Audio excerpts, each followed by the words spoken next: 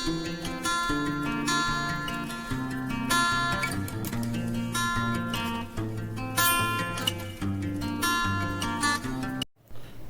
दोस्तों, मैं विशेश्वर कुमार अपने दूसरे न्यूज़ वीडियो के साथ आप सभी के सामने हाजिर हूँ। यह news video Mirzapur web series को समर्पित है। मैं पहले बता दूं कि मैं वेब सीरीज की दुनिया से थोड़ा दूर रहता हूँ, लेकिन मिर्ज़ापुर शहर के करीब हूँ और मिर्ज़ापुर शहर से मेरा एक नाता रहा है। वहाँ बराबर आना जाना रहा है और मैंने मिर्ज़ापुर को करीब से देखा है। मिर्ज़ापुर गंगा के किनारे बसा शहर मुझे जो है, ठीक है, वहाँ की पतली गलियाँ, पतली सड़कें लोगों को जो है ना परेशान करती हैं, लेकिन मिर्ज़ापुर सांस्कृतिक रूप से जो है काफ़ी समृद्ध शहर है। यहीं पास में माँ विंध्यवासिनी का मंदिर है और यह शक्तिपीठ पूरे देश में जो है लोग इसके प्रति आस्थावान हैं। दोनों नवरात्र पर लाखों की संख्या में श्रद्धालु यहाँ माता के दरबार में पूजा अर्चना करने आते हैं। बिहार और पूर्वी उत्तर प्रदेश के लोग तो सालों भर जो है यहाँ मंदिर पहुँचते हैं। इसी मिर्ज़ापुर की मैं बात कर रहा हूँ, लेकिन जो वेब सीरीज में मिर्ज़ापुर दिखाया जा रहा है वो मिर्ज़ापुर वो नहीं है। मिर्ज़ापुर प्राकृतिक रूप से भी जो है काफ़ी समृद्ध है। कैमूर की पहाड़ियों की जो श्रृंखला है उससे यह जिला जो है छूता है। चुनार का किला यहाँ का प्रसिद्ध किला है। शेरशाह सूरी का बनवाया हुआ यह किला, वही शेरशाह सूरी जिन्होंने जीटी रोड का निर्माण कराया था अपने शासनकाल में।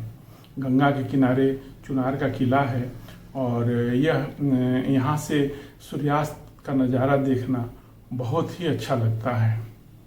मैं बता दूं कि मिर्ज़ापुर कई बार हमारा आना जाना रहा काम के सिलसिले में। मैं वहीं पास में विंडम फॉल भी गया हूँ और ये जलप्रपात जो है मैंने एक नैसर्गिक चीज़ है, लेकिन दिक्कत ये है कि सरकारी तौर पे चुनार का किला और विंडम फॉल दोनों ही उपेक्षित हैं।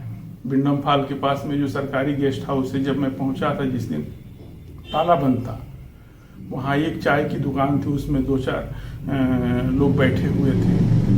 पर्यटक जो है हमें कहीं नहीं दिखे और 2-4 लड़के स्थानीय जो थे उस पानी में जो है मछली पकड़ रहे थे।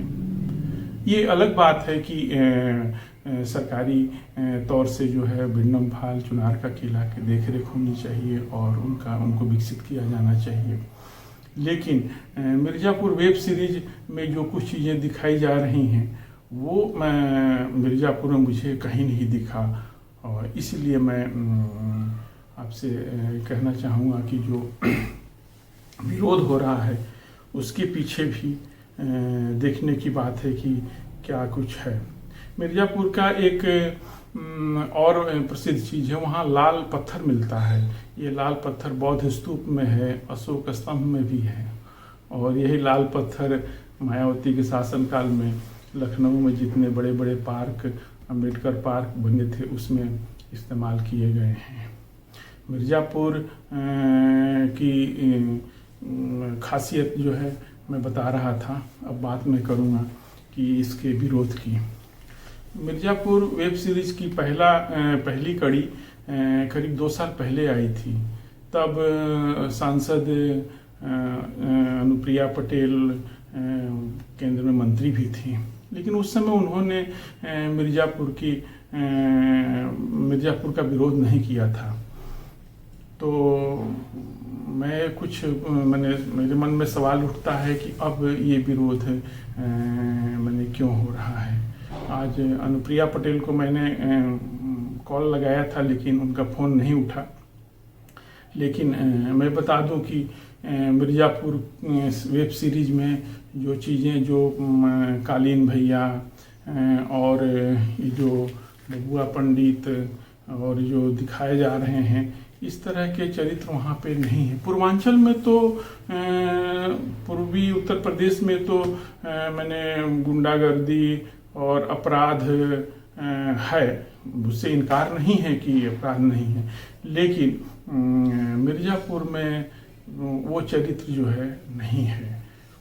और एक चीज़ मैं ये भी बताऊं कि मिर्ज़ापुर में जो कालीन का बताया जा रहा है, कालीन उद्योग का मुख्य केंद्र तो भदोही है, और भदोही उससे जुड़ा हुआ ज़िला है।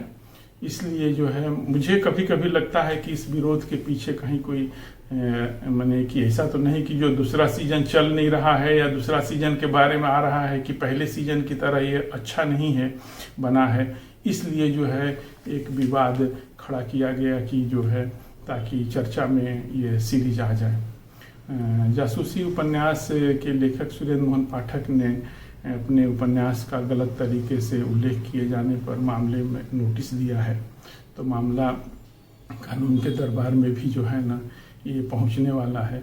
और इस तरह की चीज़ें जब जब होती हैं तो फिल्म हो या वेब सीरीज हो वो चर्चा में और उसमें आ जाता है। बनारस तक में मिर्ज़ापुर वेब सीरीज के जो है ना कटआउट और बोर्ड लगे हैं। मैं कहना चाहता हूँ फिल्मों के लिए जैसे सेंसर बोर्ड बना है उसी तरह से वेब सीरीज को भी अनुशासन के दायरे में रखने के लिए कोई व्यवस्था होनी चाहिए। और कोरोना काल में फिल्में नहीं बनी, केवल वेब सीरीज बन रहे हैं, लेकिन ऐसा न हो कि वेब सीरीज में निर्माता निर्देशक जो चाहे वो करें।